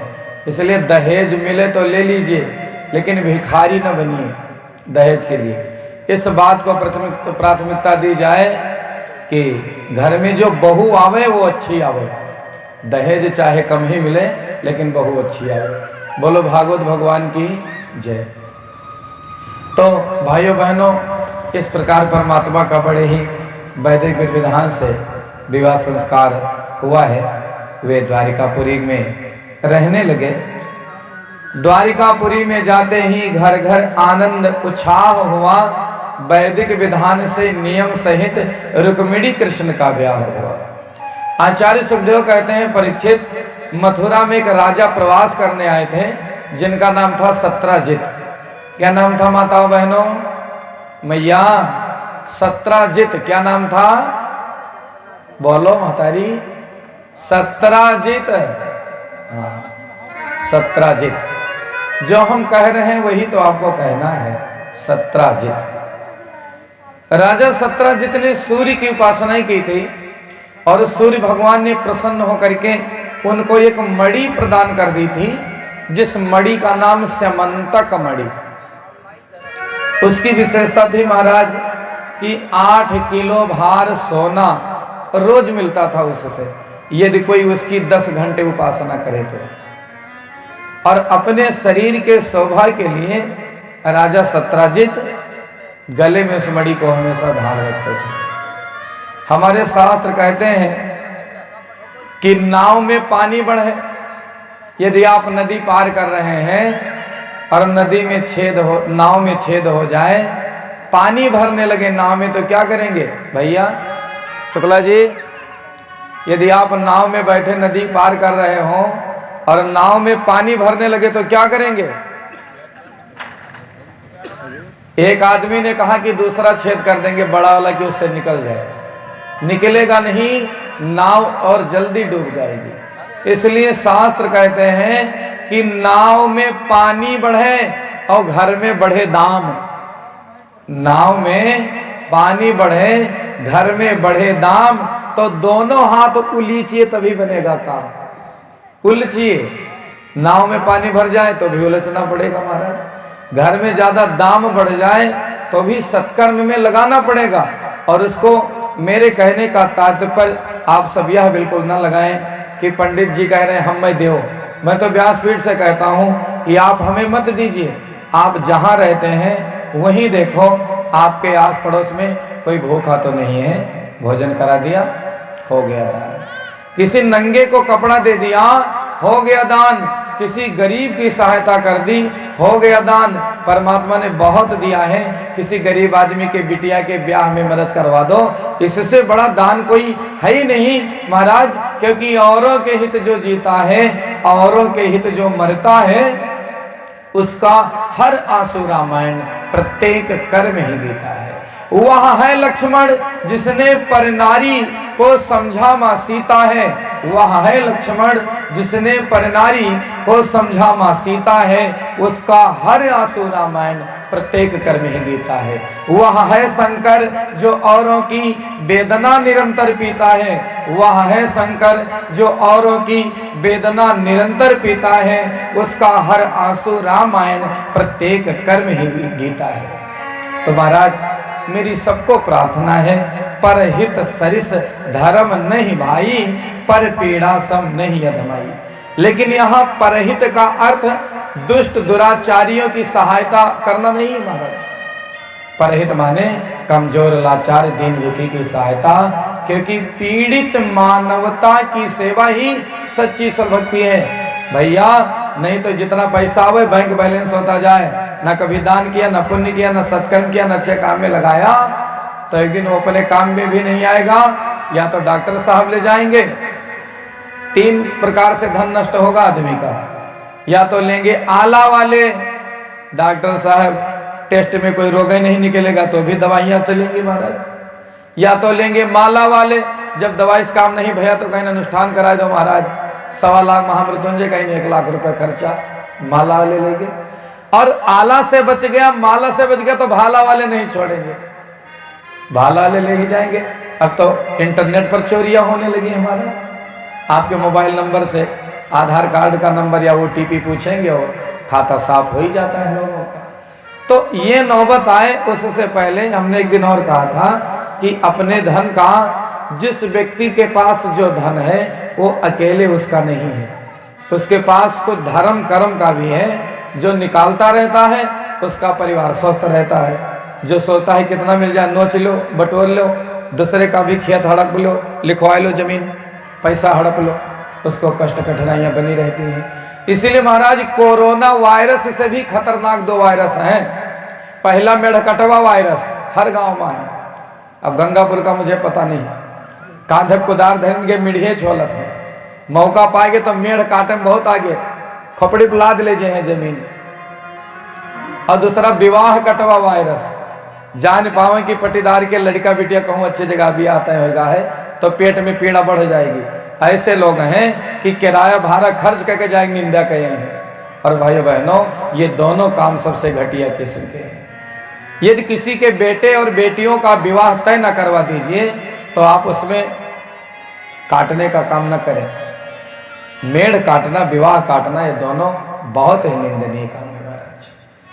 तो नाव में पानी बढ़े, घर में बढ़े दाम, दोनों हाथ उलीचिए तभी बनेगा काम। नहीं तो महाराज हे भगवान, चाहे जितना मिले हम ही बटोर लें सब। सत्रजीत का वही काम, इतना इतना सोना मिलता बटोरता रहता। एक दिन मड़ी पहन के द्वारिकापुरी में गया तो लोगों ने कहा भैया तुम्हारे पास इतनी संपत्ति है, दान कर दो, ये श्रीकृष्ण के यहाँ जमा कर दो, इससे बहुत से गरीबों को सहयोग मिलता रहेगा, राजा के घर से प्रजाओं को सहायता मिलेगी। सत्रजीत को ये बात जची नहीं, वापस आ गए, मड़ी को घर में रख दिया। सत्रजीत का एक छोटा भैया है जिसका नाम है प्रसेन। प्रसेन ने उस मड़ी को गले में पहना, घोड़े पर बैठा, चल पड़ा, सुदूर जंगल में निकल गया। दूसरे दिन पता लगा कि प्रसेन को जंगल में किसी ने मार डाला और मड़ी गायब। सत्रजीत सुन चुका था पहले से, तो उसने कहा यह जरूर काम श्रीकृष्ण के लोगों का है, क्योंकि कल हमारी मड़ी देखकर लालच दिखा रहे थे, हमारे भाई को कृष्ण ने मरवाया है मड़ी के लालच में। ये बात जब द्वारिकापुरी तक पहुंची तो भगवान श्रीकृष्ण अपने कुल पुरोहित गर्गाचार्य जी के पास गए, कहा महाराज ये झूठा कलंक हमें क्यों लगा। भाइयों बहनों, ये घटना सभी के पास साथ घटती है कि कभी कभी हम लोगों को उस अपराध का कलंक लगता है जिसको हम जानते तक नहीं, जिसको हमने किया नहीं। इसको कहते हैं झूठा कलंक। और शास्त्रों में इसको लेकर के बहुत सारी बातें हैं।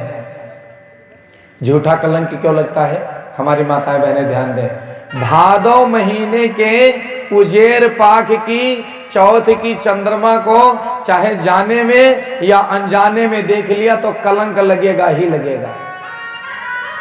ये लिए हमारे गांव में कहावत है कि चौथी चांद न देखो। भादव महीने के उजेर पाख की चौथ की चंद्रमा को अगर देखा तो उस घटना का आपको कलंक लगेगा जिसके बारे में आपको पता नहीं। महाराज क्यों लगता है कलंक? गणेश पुराण में इसका वर्णन है कि भादव महीने के उजेर पाख की चौथ से पूर्णमासी तक गणपति महोत्सव होता है और उसमें महाराज 11 दिन तक गणेश भगवान इस धरती पर रहते हैं, भ्रमण करते हैं। जगह जगह गणपति महोत्सव मनाया जाता है। बरखा का मौसम, गणपति बप्पा आए, जगह जगह पानी भरा, फिसले, छपाक से कीचड़ गिरे तो चौथ का चांद मुस्कुराया। कुछ लोगों को दूसरे के गिरने में मजा आता है। और ध्यान दीजिए, यदि दूसरे के गिरने में, किसी के परेशान होने में हमको प्रसन्नता हो रही है तो समझ लेना कि हम बहुत गलत दिशा में जा रहे हैं।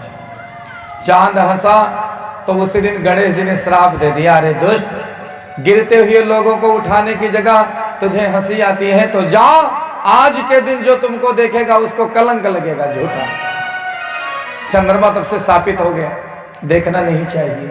यदि गलती से भी दृष्टि पड़ गई, पड़ ही जाती है महाराज, तो क्या करें? तो इस कथा को सुनने से उसका पाप हट जाता है, व्यक्ति कलंक से बच जाता है। आज भगवान श्री कृष्ण अपने पंडित जी के पास गए, सारी घटना के बारे में अवगत कराया तो गर्गाचार्य जी ने कहा आपको तहकीकात करनी चाहिए। भगवान श्री कृष्ण अपने कुछ परिजनों के साथ जंगल में उसी रास्ते पर गए जिस रास्ते पर प्रसेन गया हुआ था। कुछ दूरी पर गए तो देखा महाराज प्रसेन की लाश पड़ी है और उसके आगे बाघ के पांव के निशान है। बाघ के पांव के निशान को देखते देखते आगे गए, कुछ दूरी पर पहुंचे महाराज तो देखा बाघ भी मरा पड़ा है और उसके आगे भालू के चरण के निशान है। भालू के चरण निशान देखते देखते थोड़ी दूर गए तो देखा भालू के चरण के निशान भी गायब। एक बहुत बड़ी गुफा है। भगवान ने अपने साथियों को कहा आप लोग गुफा के बाहर 12 दिन तक रुकना, यदि मैं 12 दिन में वापस ना आऊं तो सब वापस चले जाने। गुफा में प्रवेश किया, एक घटना घटी। परमात्मा श्री कृष्ण देखते हैं कि गुफा के भीतर भालू की बेटी उस मणि को लेकर खेल रही है महाराज, जो सत्यजित का भाई पहन के आया था। श्री कृष्ण को देखकर जोर से चिल्लाई और जैसे चिल्लाई महाराज उस भालू की बेटी का बाप आ गया और भगवान श्री कृष्ण और उस भालू में द्वंद्व युद्ध छिड़ गया महाराज। द्वंद्व युद्ध किसे कहते हैं? दो लोगों के बीच में जब युद्ध होता है तो उसको द्वंद्व युद्ध कहा जाता है। 12 दिन बीत गया, भगवान श्री कृष्ण के जो साथी हैं वो सब वापस चले गए। लड़ाई होती रही 12 दिन, फिर 24 दिन बीत गया, फिर 28 दिन। 28 दिन जैसे बीता, भगवान श्री कृष्ण ने कस के एक घूंसा उस भालू की खोपड़ी पे मारा, धम से जैसे घूंसा पड़ा वो भालू चरणों में लेट गया, स्तुति करने लगा महाराज। ओम नमो स्तनताय सहस्रमूर्तये सहस्र पादाक्ष शिरोरुबाहवे सहस्र नामने पुरुषाय शाश्वते सहस्र कोटि युगधारिणे नमः। राजा परीक्षित ने प्रश्न किया, गुरुजी 28 दिन लड़ा तब चरण में पड़ा क्यों? आचार्य सुखदेव कहते हैं परीक्षित, वो जो भालू हैं वो जामवंत जी हैं। जामवंत जी त्रेता युग में भगवान श्री राम की बहुत सहायता करी थी जामवंत जी। जब राम जी रावण को मार के माता जानकी के साथ अयोध्या में आए, राजगद्दी पर बैठे तो श्री राम ने कहा कि जिनको जो वरदान चाहिए मांगो। किसी ने भक्ति मांगी, किसी ने मुक्ति मांगी, किसी ने शक्ति मांगी। लेकिन जब बारी जामवंत जी की आई तो उन्होंने कहा महाराज, लंकापुरी में हमारे टक्कर का कोई योद्धा था नहीं, एक ही था रावण जिसको आपने मार दिया, इसलिए हमारे देह की खजली मिटी नहीं है। यदि वरदान देना है तो उतर आओ सिंहासन से, हो जाए पटकी पटका। भगवान ने कहा जामवंत जी, ये हमारा मर्यादा का अवतार है, आपने अभिभावक की तरह हमारी सहायता की है, मैं आपसे झगड़ा लड़ाई मारपीट नहीं करूंगा। हाँ, तुम्हारी इच्छा को मैं टाल भी नहीं सकता। जाओ प्रतीक्षा करो, अगली बार जब मैं यदुवंश में आऊंगा तो तुम्हारी इच्छा पूरी करूंगा। पहले तो भगवान ने 28 दिन लड़ करके जामवंत जी की खुजली मिटाई है। जब शरीर पस्त हो गया तब एक घूसा खोपड़िया पर धम्म से मारा, जामवंत जी चरण में लेट गए, कहने लगे आज तो मेरे श्री राम। दोनों आंखों से अश्रुप्रपात होने लगे, महाराज आज आपने इतनी देरी लगा दिया ने। भगवान ने सारी बातों को बताया, जामवंत जी ये आपकी बेटी जो मणि खेल रही है इसका मुझे कलंक लगा, दे दो। जामवंत ने कहा महाराज मणि तो मैं दे दूंगा, लेकिन मेरी एक प्रार्थना है, क्या हमारी बेटी से विवाह कर लो। भगवान सोचने लगे अजीब आदमी है, मैं मनुष्य रूप में और भालू रूप में अपनी बेटी का ब्याह करने को कह रहा है, पर मेरे भाई बहन अपना मान भले टल जाए, भक्त का मान न टलते देखा, प्रभु को नियम बदलते देखा। भगत के बस में है भगवान। भगवान ने स्वीकार कर लिया, मणि लिया है और जामवंत की बेटी जामवती को लिया, मोटे वस्त्र साड़ियों में लपेटा है, जामवती को चल पड़ी। भगवान ने जामवती से रास्ते में कहा, हमारे घर में एक परंपरा है, जब नई बहू आती है तो मुंह दिखाई का रस्म होता है। माताओं बहनों बताओ, आपके गांव नई बहू आती है तो मुंह दिखाई होता है? नहीं होता है। और तो फिर महाराज क्या बढ़िया, कोई 500 रुपया दे, कोई 200 रुपया दे, कोई 100 रुपया दे, कोई 50 दे, कोई बिछुआ लावे, कोई पायल लावे।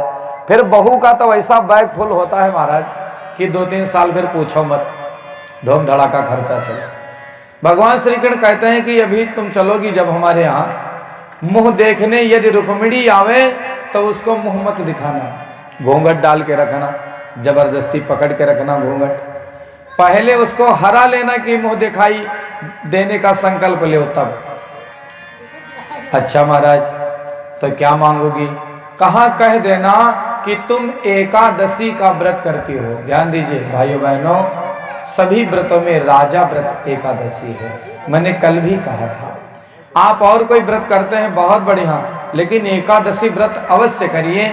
एकादशी व्रत करें हमेशा, ताके तन नहीं रहे कलेसा। यदि नियम से करे व्यक्ति तो महाराज, तो भगवान ने कहा कि कह देना रुक्मिणी से कि तुम एकादशी का व्रत करती हो, अपने एकादशी व्रत का आधा पुण्य संकल्प पूर्वक हमें दो। शायद कुछ लोगों के मन में प्रश्न होगा कि पूजा पाठ करे कोई लाभ दूसरे को कैसे मिले? हाँ, मिल ही जाता है भैया। जो आदमी राम राम जपता है, मंत्र जाप करता है या परमात्मा के स्मरण में लगा रहता है, यदि आपने उससे आशीर्वाद प्राप्त कर लिया तो जरूर उसकी आध्यात्मिक ऊर्जा के प्रभाव से आपका कल्याण हो ही जाएगा। लोग जब जीवन में कष्ट कठिनाइयां आती हैं, मृत्यु समान कष्ट आता है, तो कहते हैं महामृत्युंजय मंत्र का अनुष्ठान करवा दीजिए। कौन करता है? दूसरे लोग करते हैं, पुरोहित आते हैं करने। महामृत्युंजय मंत्र अनुष्ठान पूरा हुआ, फिर उसका संकल्प करके यजमान को समर्पित कर दिया जाता है और कल्याण होता है व्यक्ति का। तो कहने का तात्पर्य सिर्फ इतना है कि यदि आप धर्म कर्म करते हैं, यदि आप रोज 5 दोहा रामायण का पढ़ रहे हैं, तो आपका आशीर्वाद भी बहुत चमत्कार करेगा महाराज। आपके पैर छूने वाले को जो भी आप आशीर्वाद देंगे जरूर लाभ मिलेगा महाराज। इसलिए हमारे यहाँ कहा जाता था, संतों महात्माओं से आशीर्वाद लो। आशीर्वाद व्यक्ति अपने तरफ से नहीं देता महाराज, कोई ईश्वर की शक्ति उस आशीर्वाद में जुड़ जाती है। तो भगवान ने कहा कि रुक्मिणी से कह देना कि मुंह दिखाई दे लिए बिना मुंह न दिखाओ। बात पक्की होगी। पहुंची एक कोने में घूंघट डाल के बैठ गई महाराज। रुक्मिणी ने कहा मुंह खोलो, दिखाओ। नहीं खोला। मुंह दिखाई दो तब क्या लोगी? एकादशी व्रत का पुण्य। तो महाराज एक आंच में जल निकाला है देवी रुक्मिणी ने और हाथ में लिया, मंत्र पढ़ा, अपने एकादशी व्रत का आधा पुण्य संकल्प करके जैसे ही जामवती के ऊपर छिड़का है, वह भालू नहीं महाराज, भालू की बेटी भालू जैसी नहीं, दिव्य सुंदरी बन गई। बोले भागवत भगवान की। ऐसे जय बोलोगे। एकादशी सब लोग भूखी हैं, निर्जला एकादशी तो और खतरनाक। आज पेट में दमे नहीं है तो जय कैसे बोले? बोलो भागवत भगवान की जय। आज हम ज्यादा बोलने को भी नहीं कहेंगे क्योंकि आप लोगों के तकलीफ के बारे में हमें पता है कि भाई व्रत में बड़ी कठिनाई होती है। तो बंधुओं एवं बहनों, दूसरा विवाह हुआ परमात्मा का। किसके साथ? जामवती के साथ। गिनिए, इसके आगे की फिलॉसफी हमें समझनी है कि परमात्मा श्री कृष्ण के इतने विवाहों का पीछे जो दर्शन है वो क्या है महाराज। जब जामवती को घर में ले आए, मणि ले जाकर सत्यजित को दिया, सारी घटना के बारे में अवगत कराया। सत्यजित को बहुत लज्जा हुई, लज्जा के हमारे सिर झुक गया कि हमने झूठा कलंक लगाया। प्रार्थना किया महाराज अब मनमुटाव खत्म हो जाए। भगवान ने कहा मनमुटाव खत्म हो गया। उसने कहा मुझे विश्वास नहीं होगा, तो भगवान ने कहा क्या विश्वास दिलाऊं? तो उसने कहा कि रिश्तेदारी जोड़ ली जाए। क्या रिश्तेदारी? क्या भैया? सत्यजित की बिटिया का नाम है सत्यभामा। तो सत्यभामा से तीसरा विवाह भगवान का हुआ है और उस मणि को दहेज में दे दिया। भगवान ने कहा देखो भैया हम दहेज वही नहीं लेंगे, दहेज के खिलाफ हैं। इस दहेज ने ही फैलाया भारी अत्याचार है, इस दानव को मार भगाओ, यह समाज का भार है।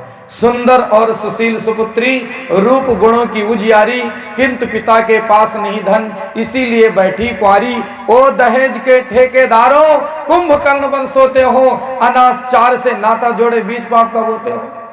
इसलिए अपने बेटों का विवाह करो, बहुरिया अच्छी आवे, दहेज आवे चाहे ना आवे, अपने कर्म किस्मत भाग्य से कमा लोगे।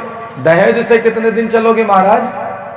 लेकिन भिखारी बहुत हैं समाज में, भीख मांगने वाले, या दो वो दो वो दो वो दो सब दो।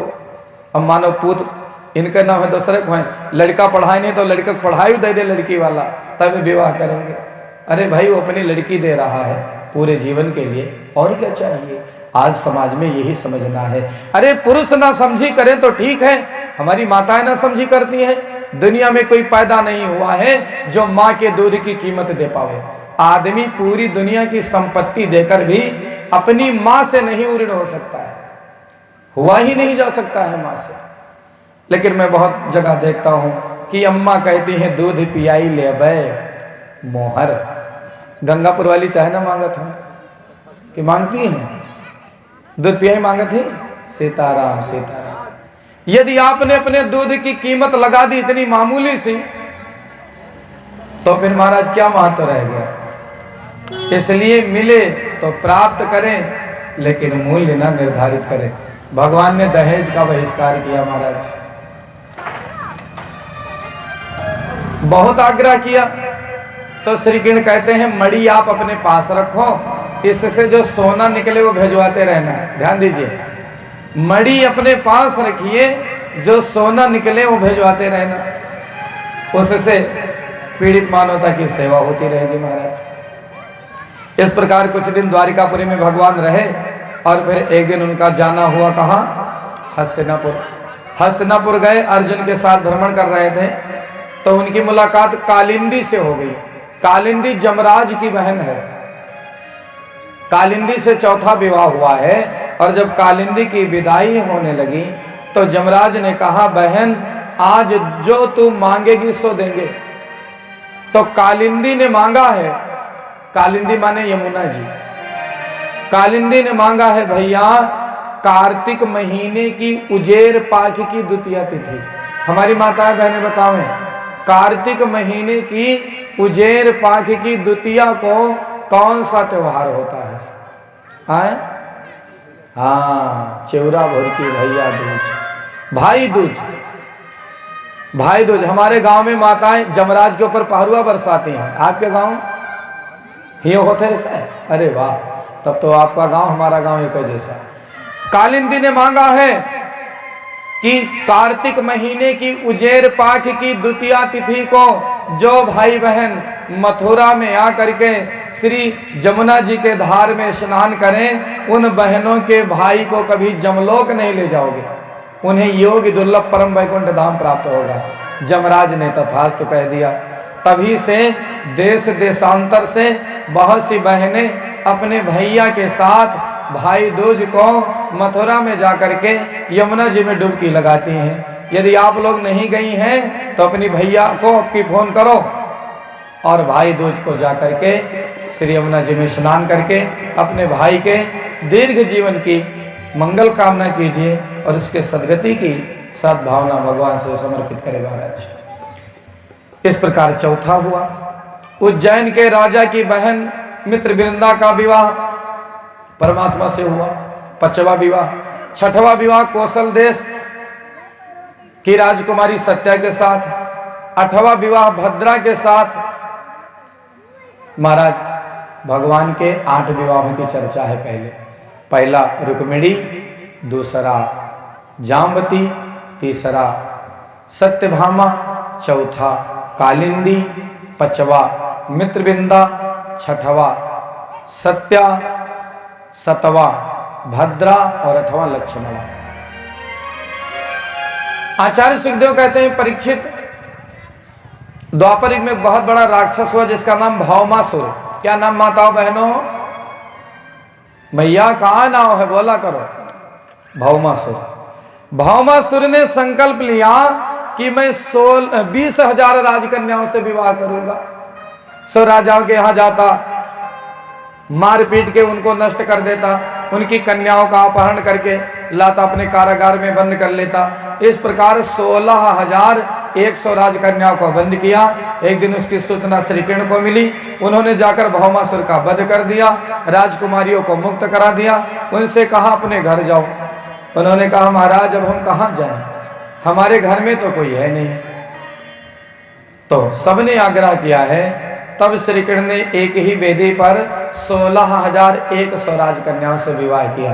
ध्यान दीजिए, 8 पहले 16,100 बाद में 16,108। ये तो बात हुई एलकेजी के स्टूडेंटों के लिए, ध्यान दीजिए।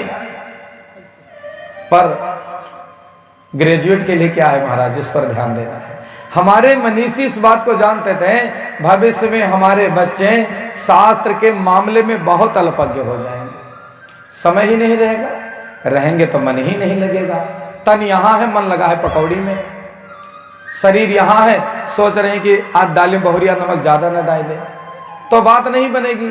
इसलिए खिस्सा कहानी बना दिया गया हमारे शास्त्रों को, कम से कम इस प्रकार समझ में आए। लेकिन श्री कृष्ण के विवाह के पीछे जो दर्शन है उस पर ध्यान दीजिए। हिंदू धर्म में वेदों की संख्या 4 वेद, ऋग्वेद, यजुर्वेद, सामवेद और अथर्ववेद। कांड कितने हैं ध्यान दीजिए, वेद 4 और वेद के कांड 3, ज्ञान कांड, कर्म कांड, उपासना कांड। महाराज ज्ञान कांड सबसे बड़ा है, कर्म कांड से ही पूजा पद्धतियां बनी हैं, लेकिन उपासना कांड परमात्मा के प्राप्ति का उपाय बताता है। उपासना, उपासना माने पास में बैठना, किसके? परमात्मा के। तो उपासना कांड में 16,000 मंत्र हैं। कितने मंत्र? बात थोड़ी कठिन है, पर मुझे लगता है कि समझने वालों की संख्या अधिक है। 16,000 मंत्र उपासना कांड के, 100 उपनिषद और 8 प्रकृति। प्रकृति कितने प्रकार की है भैया? 8 प्रकार की, 16,108। 8 प्रकृति कौन है? छित, जल, पावक, गगन, समीर। छित माने धरती। जिस आदमी के शरीर में पृथ्वी तत्व की कमी है उसे बात बात पर क्रोध आ ही जाएगा, क्योंकि हमारे आपके देह का निर्माण पंच तत्वों से हुआ। तो यदि आपके परिवार में किसी को क्रोध आता है बार बार, तो आपको समझना चाहिए पृथ्वी तत्व की कमी है। उसकी जन्म कुंडली पर विचार कराइए, वैसी पूजा कराइए, लाभ मिलेगा। ये बात बात पर क्रोध आना भी उसके पीछे बहुत बड़ा कारण है महाराज। और ये पांचों तत्व ही निर्धारित करते हैं कि व्यक्ति अपने जीवन में कितना आगे बढ़ेगा। तो पृथ्वी कहती धैर्य न छोड़ो कितना ही हो सिर पर भार। जिस आदमी के जीवन में धैर्य ना हो समझ लेना पृथ्वी तत्व का अभाव है उसके देह में। दूसरा हमारे शरीर का निर्माण जल तत्व, जल सबसे अधिक है हमारे देह में। तो जल क्या कहता है महाराज? जल शीतलता का प्रतिपादन करता है, सौम्यता का, सरसता का, सरलता का, विनम्रता का। तो यदि व्यक्ति के पास विनम्रता नहीं उदंडता है तो समझना चाहिए कि जल तत्व का अभाव है। तीसरे नंबर पर पावक है, पावक, पावक माने आग। आग से भी हमारे आपके देह का निर्माण हुआ है। भैया आग तो बहुत है, एक आग सबके पेट में ऑलरेडी रहती है। आज वैज्ञानिक युग है तब लोगों को पता चला, लेकिन हमारे यहाँ भारत देश में पुराने जमाने में बूढ़ी माताएं बहनें जो अक्षर का ज्ञान नहीं होता था तो भी बहुत बड़ी वैज्ञानिक होती थी। क्योंकि हमने देखा कि बहुत पहले जब बचपन में बच्चे जाएं कहें अम्मा भोजन दो, तो बूढ़ी मैया कहें आगे लाग गए इनके आएंगे। भले ही हमको आपको लगे अनपढ़ भाषा है, लेकिन ये बहुत बड़ी वैज्ञानिक भाषा है। क्योंकि आदमी को भूख लगती ही तभी है जब पेट में आग लगती है, और उस आग का नाम है डाइजेशन पावर। डाइजेशन सिस्टम जब प्रबल होता है, इसलिए कहते हैं जिनको लंबी जिंदगी जीनी है बिना कड़ी भूख लगे कुछ भी ना खाएं। और वेस्टर्न कल्चर वाले कहते हैं कि 2-2 घंटे खाते रहो। ये MBBS की डिग्री भारत की नहीं है, अफ्रीका देश में बनी है। इसलिए आप MBBS डॉक्टरों से दवाई भले ही कराओ, लेकिन उनका कहा खाओ पियो ना, खाओ पियो आप अपने आयुर्वेदिक पद्धति से यदि स्वस्थ रहना है तो। नहीं तो वो कहते हैं 2-2 घंटे खाते रहो। क्यों? क्योंकि उनको अपनी दवाई भी तो खिलानी है भैया। 2-2 घंटे खाते रहोगे रोगी हो जाओगे। पुराने जमाने में सवेरे खाया फिर शाम को खाते थे, अब बकरी हो गए, सारा दिन खाते हैं, 30-35 साल में देह रोगों का घर बन जाता है। इसलिए अपने आहार में कम से कम 8 घंटे का अंतर रखिए, जीवन स्वस्थ रहेगा। नहीं तो खाते जाओ तो जीवन को नष्ट करते जाओ महाराज। तो मैं प्रार्थना कर रहा था कि तीसरी जो प्रकृति है वह है पावक। पावक माने आग। आग जो हमारे भीतर की है, आग तय करती है कि व्यक्ति के जीवन में तेजस्विता, प्रखरता कैसी होगी, प्रचंडता कैसी होगी, उसका ज्ञान विज्ञान कैसे होगा। तो जो व्यक्ति तेजवान कम है उसके अंदर अग्नि तत्व का अभाव होता है। छित जल पावक। चौथा ध्यान दीजिए, चौथा है महाराज गगन। गगन माने आकाश। नभ कहता है फैलो इतना, कितना कि ढक लो तुम सारा संसार। जिस आदमी की जितनी बड़ी विचारधारा होगी भैया उसका जीवन उतना बड़ा होगा। जिसकी सोच जितनी छोटी होगी उसका जीवन उतना छोटा होगा। इसलिए जीवन में आगे बढ़ना है तो अपनी सोच बड़ी करनी चाहिए। जीवन में आगे बढ़ना है तो अपने चिंतन, चरित्र, आचरण को बड़ा करना पड़ेगा। नहीं तो संकुचित विचारधारा वाला व्यक्ति अपने जीवन को संकुचित ही कर लेता है।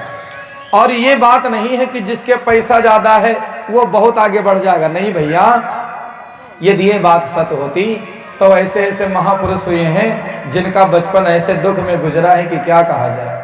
तो अपनी सोच बड़ी कीजिए। सोच जितनी बड़ी होगी, यदि आप 10 आदमी को खिलाने की नीयत रखोगे तो ईश्वर आपको 100 को खिलाने की क्षमता देगा। और नहीं तो हम सोचेंगे हे भगवान केवल अकेले हम खाते रहें, अपना खाएं अच्छा, दूसरे को खिलाएं गड़बड़, तो फिर उसी लायक व्यक्ति रह जाएगा। ये हमें आकाश तत्व समझाता है। जिस व्यक्ति की विचारधारा जितनी संकुचित है, समझना चाहिए कि उसके जीवन में आकाश तत्व का उतना अभाव है। छित जल पावक गगन और 5वां समीर। समीर माने माताओं बहनों बोलो, समीर माने हवा। हवा को किसी ने देखा है? शुक्ला जी, हवा को किसी ने नहीं देखा, लेकिन अनुभव हो जाती है। हवा ना चले तो पता और चल जाए तो पता, हवा चल गई। इस प्रकार हम आप दिखे या ना दिखे, ध्यान दीजिए, वेरी इंपॉर्टेंट पॉइंट, हम दिखे या ना दिखे लेकिन हमारा काम दिखना चाहिए। सेवक दिखे या ना दिखे, लेकिन सेवा दिखनी चाहिए। भैया आपका चेहरा कोई पहचाने ना पहचाने, लेकिन जीवन में काम इतना बढ़िया करिए कि अच्छे लोगों की बात आए तो लोग कहें हाँ भैया कोई फला आदमी है, हम पहचानते तो नहीं लेकिन है बहुत शानदार है। ऐसा हमारा काम होना चाहिए। लेकिन फोटो खिंचवाने में हम लोग आगे रहते हैं, फोटो हमारा आगे आना चाहिए। फोटो खिंचाने में डटे रहो, काम करे में हटे रहो तो बात नहीं बनेगी। ये पंच तत्व हमें पांचों तत्व की पूर्णता की बात बताते हैं महाराज। और 8 प्रकृति में ये 5 तत्व प्रथम है। हमने निवेदन किया आप सभी को, उपासना कांड के 16,000 मंत्र, ध्यान दीजिएगा थोड़ा गंभीर विषय है। उपासना कांड के 16,000 मंत्र, 100 उपनिषद, 16,100 हो गए। 8 प्रकृति, 8 प्रकृति कौन? छित, छित माने धरती, जल माने पानी, छित जल पावक, आग, आकाश और हवा, 5 हो गया। और महाराज मन, बुद्धि और अहंकार, 5 3 8। यहां अहंकार का अर्थ घमंड से नहीं भैया, सेल्फ कॉन्फिडेंस, आत्मविश्वास के रूप में अहंकार को लिया गया है। कितने हो गए? 16,108, 16,108 तो ये है। और कृष्ण कौन है? कृष्ण ही ब्रह्म है महाराज, कृष्ण ही ब्रह्म है, कृष्ण ही ब्रह्म है। तो ये 16,108 प्रेरित करते हैं हमें ब्रह्म के वर्ण की बात, लेकिन जन सामान्य समझ नहीं पाएगा।